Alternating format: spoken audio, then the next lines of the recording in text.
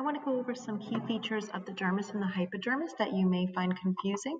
So here I'm looking at your slide 12 where it begins the dermis and hypodermis. Specifically, I want to look at your glands here. So I'm asking you to find two sudoriferous glands and one of the sebaceous glands. So if we look at visible body, we can see that we have a couple structures here. So we've got our, this is one of the sudoriferous glands, and then here is your sebaceous oil gland. Now, let's take a look at the different types. So I asked you to find two sudoriferous. There's actually three, and I want to talk about all three of them here, as well as the oil gland. So first, our sebaceous gland, this one is found at the follicle. It's an extension of the follicle of the hair, and it produces this substance called sebum.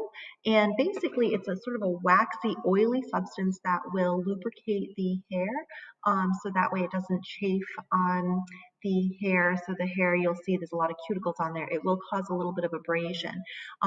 So we also learned that waxes have an antimicrobial property. So it's going to keep the hair and the skin moist and lubricated, as well as protect us from any kind of potential pathogens. Now, something to note that if these do become blocked, we will end up with whiteheads or blackheads. Basically, blackheads are sort of dried out blockages of the sebum.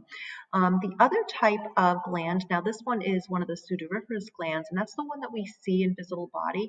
This is the classic sweat that we normally get when we get really warm. It's going to help to cool our bodies off.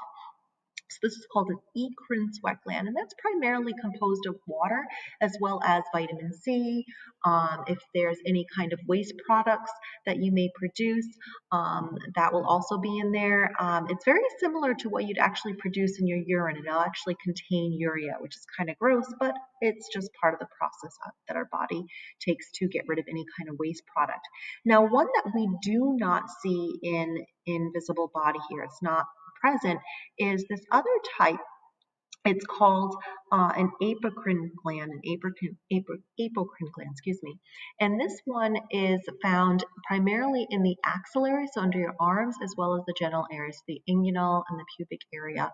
And very similar to the sebaceous gland, it's going to produce its products, secrete it at the base of the hair within those regions. Now, the hair in the pubic and the axillary are very, very coarse, and so we really need that lubrication to prevent any kind of chafing, especially when you're swinging your arms and walking and so on. So this particular substance has more of a yellow, milky in color. It is normally odorless. However, when bacteria get in there, because it's nice, warm and moist area, when the bacteria die, because of that, the lipid content, they will start to create that kind of classic body odor smell. So one thing to note, it only becomes active after puberty or during puberty.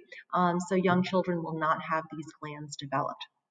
The last one, which I'm not including in your notes, but I think it's important to know anyway, is a ceruminous gland, and it produces this thing called cerumen, which is sort of a waxy, very sticky substance, and it's secreted only within the ears.